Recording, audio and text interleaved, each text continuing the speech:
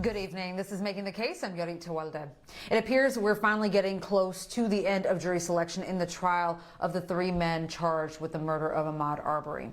Lawyers for both sides believe the jury could be impaneled by the end of the week. With more than a dozen potential jurors questioned today, it's the statements made and the line of questioning by the defense that continues to be the focus during this process. BNC's Dre Clark is in Brunswick, Georgia tonight, where this time the defense's target is black media.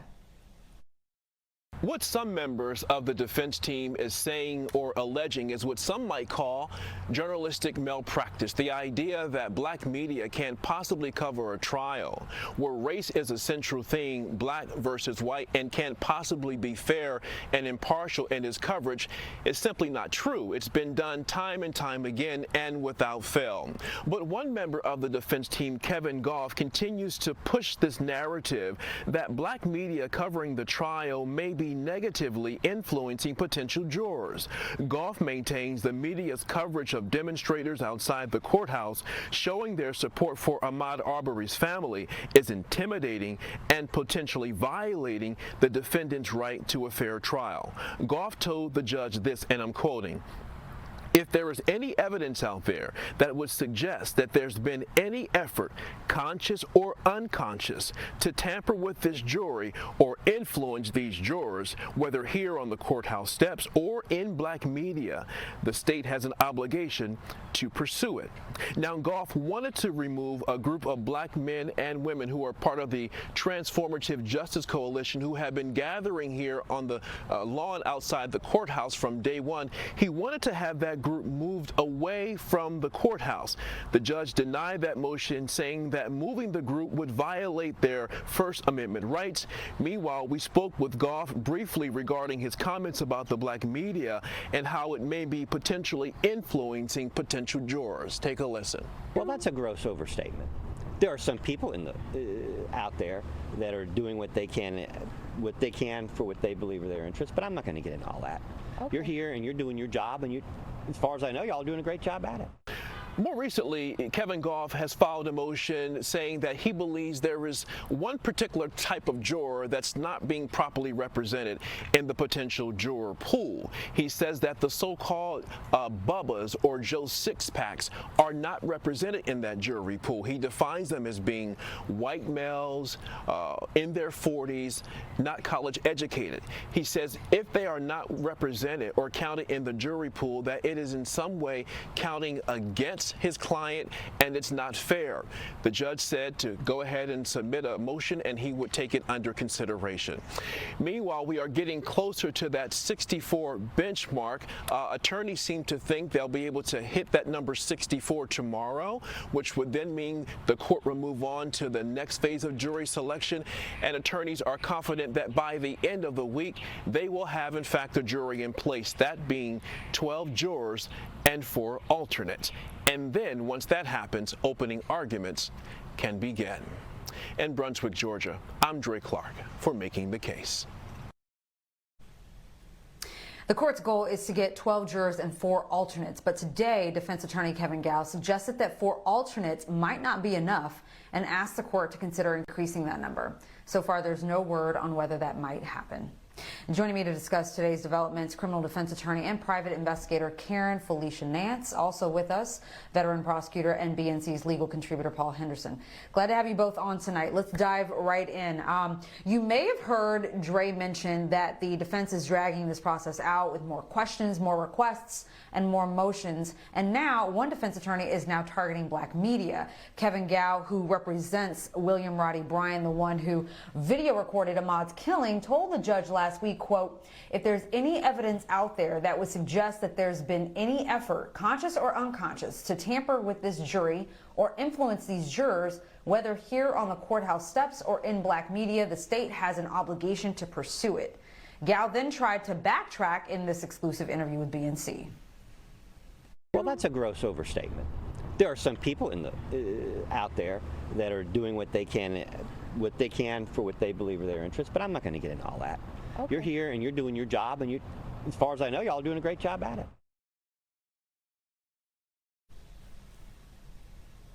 Paul, So the prosecution has one job, and that's to convict the guilty by proving each element of the crimes charged against these three defendants in this case, and respecting the constitutional and legal rights of said defendants while doing so.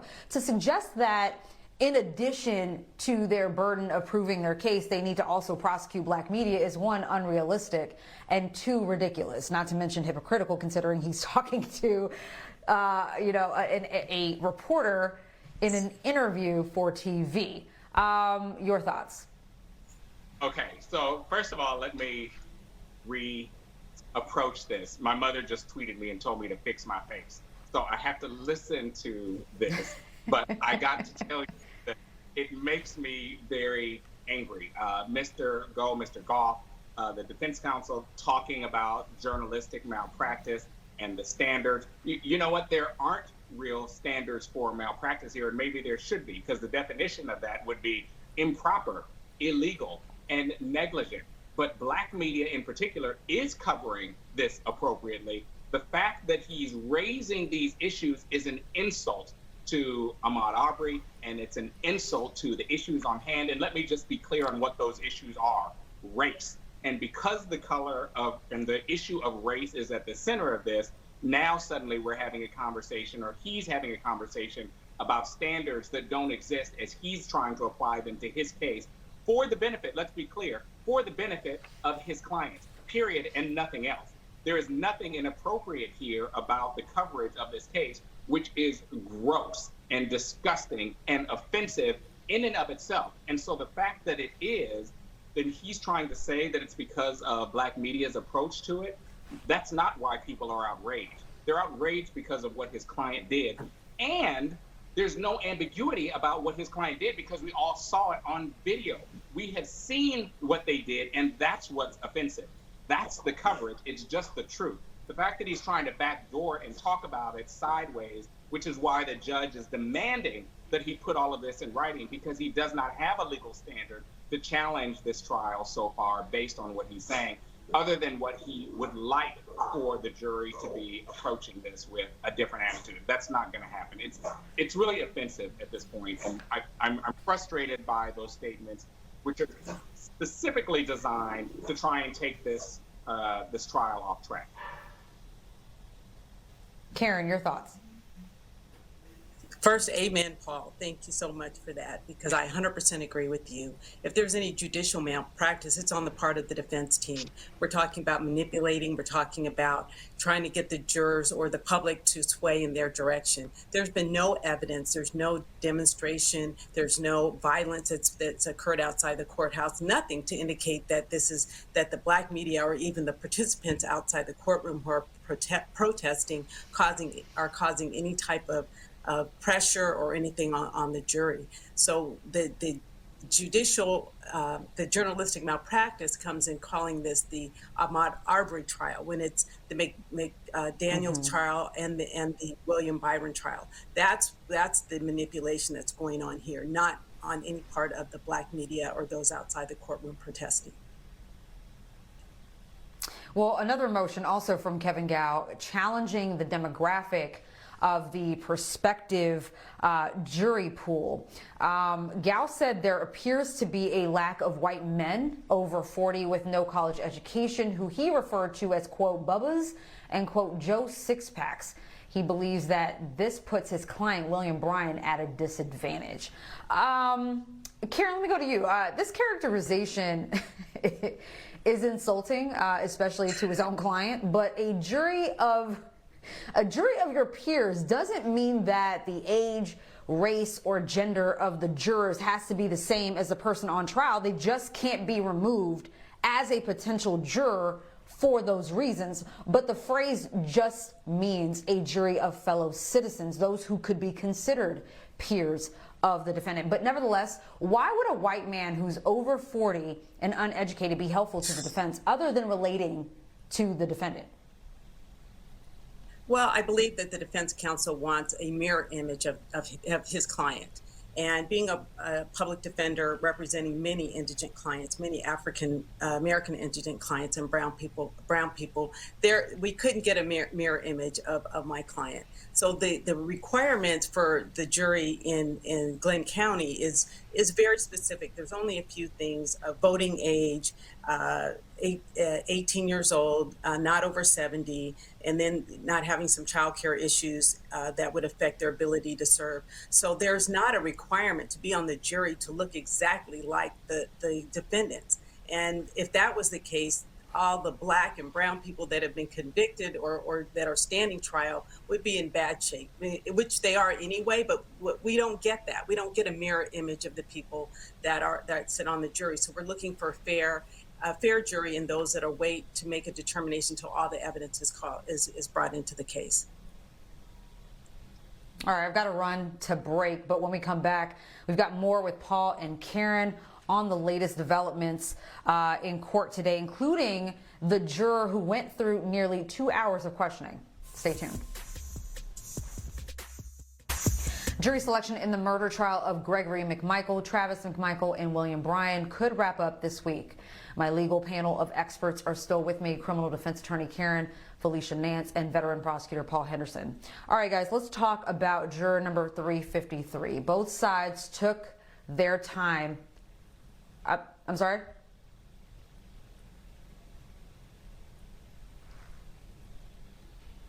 Oh, I'm sorry, guys. Okay, so they took their time with this individual who we know is a white man. And so far, we don't know if this prospective juror was struck or not. Throughout nearly 2 hours of questioning from both sides, juror number 353 made statements like, quote, "Someone was killed" or whatever, but I feel both parties contributed to that outcome. That, quote, "I don't see me using the term murder to say what happened," and also, quote, "I would have to see probably some very profound, very obvious, very undeniable evidence or information for me to comfortably consider murder." Paul, for a case that almost entirely comes down to the video, the strongest piece of evidence the prosecution has, one that most of these prospective jurors have solely based their guilty opinions on, yet juror number 353, who said he watched the video 40 or 50 times, said that Ahmaud's death was a result of a unplanned escalation by Ahmaud himself and the defendants, that he doesn't believe the defendants intended to kill him that day. The strongest piece of evidence in the prosecution's arsenal may not be as convincing to all, and all it takes for the defense is to raise doubt in one juror. I agree, and this is why they are spending so much time with this juror. But let me tell you, I heard those statements. I am done. Sir, you are excused. I would have released him immediately without further and more conversation, simply for the fact that he has already studied this video 40 to 50 times and already says that he feels like he knows before the evidence has been presented.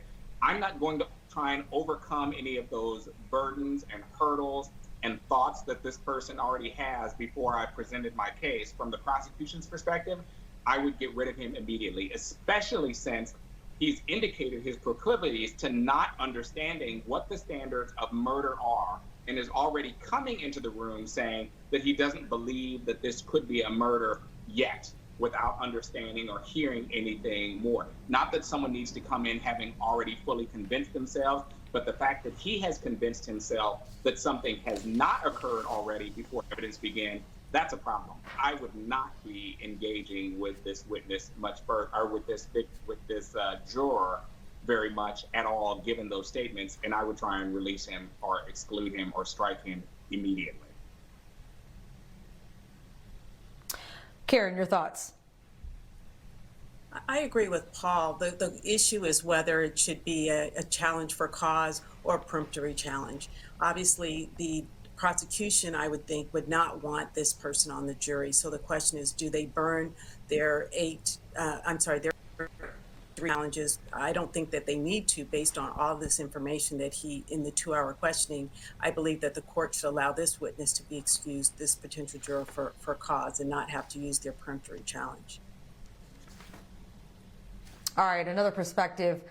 Juror who was questioned today had some similar views, but directly addressed one particular word some have used when it comes to this case. That would be juror number 352, also a white male. He said he's listened to a podcast about the case and has seen the video. To the prosecution now, he said, quote, "I think they were in the wrong, but I don't think there was anything evil." To the defense, he said, quote, "The term lynching was thrown around. I don't believe they were lynching." Okay, so first, can I just say that we've talked about two prospective jurors so far who are both white males. I don't know their age or education level, but Mr. Gough, they're white males. Okay, Paul, here's what's a common misconception of jurors, that there has to be evil intent for someone to be found guilty of a crime, that doing wrong can be criminal. Most of my own clients in the past who acted criminally weren't evil. And why is the word lynching even a part of the conversation when it isn't an element that needs to be proven for murder? So is this just a matter of the prosecution going over the law and keeping the jurors focused on what needs to be proven to get to a guilty? Well, that doesn't change. That's always the standard, as you know, in prosecution. It's the prosecutor's job to teach them the law and make sure that it's applied to the facts in the case as a case-by-case analysis. The problem with this case, as you so rightfully pointed out, is they are already articulating that they don't believe that there was any evil that took place. And that is not one of the standards. But it's not a simple thing to just say, hey, just put that aside, especially when someone is leading with that before they're even selected onto a jury about what they believe evil is and whether or not that should be a standard. For me, part of the real frustration is having these conversations that taint the other jurors that are listening, which is why I would want to limit that as much as possible, or just focus one-on-one to get client. Just like Karen just talked about earlier, the real issue is if the court is going to force a corner to use my strikes to get rid of these jurors, or is the court going to recognize that at some point, many of these jurors that are saying many of these dangerous terms before the trial has started are expressing clearly through legal standards that they can't be fair, that they can't be impartial, that they can't just review the evidence because they've seen a lot of the evidence already, and they should be struck for cause. That's the real issue in cases like this, on whether or not the judge is going to allow or exercise his own authority to strike these, or if he's going to push it onto the advocates themselves to exercise their limited number of strikes to get rid of jurors that they don't think are appropriate. That's at the heart of this conversation. And again, it all circles around race and what we allow people to talk about as it relates to race and the facts in this case. It's a very dangerous supposition. We're balancing a lot of complicated issues here. Karen, we have about a minute left, but I want to get your thoughts on this. We mentioned earlier that the defense floated the idea of expanding the final jury count to include more than 4 alternates. Is this a necessary request or another strategy from the defense that will eventually lead to a request to have this jury moved to another county? I think that the defense is trying to weigh their options and trying to poison the well, if you will. Let's do as many distractive ploys as we can to get our clients, and I believe they're acting as cohorts in this particular case, all 3 of them, to try to get their in as positive as a light as possible and throw in as many distortions and distractions as possible. So I believe that if at the end, once we have 60, once we get to 64, if they feel that they aren't representative of their case in favor of the defendants, the McMichaels and Byron, they're going to, at that point, they can still request a change of venue, a change of location for the trial. All right, Karen Felecia Nance, Paul Henderson, thank you so very much for weighing in tonight.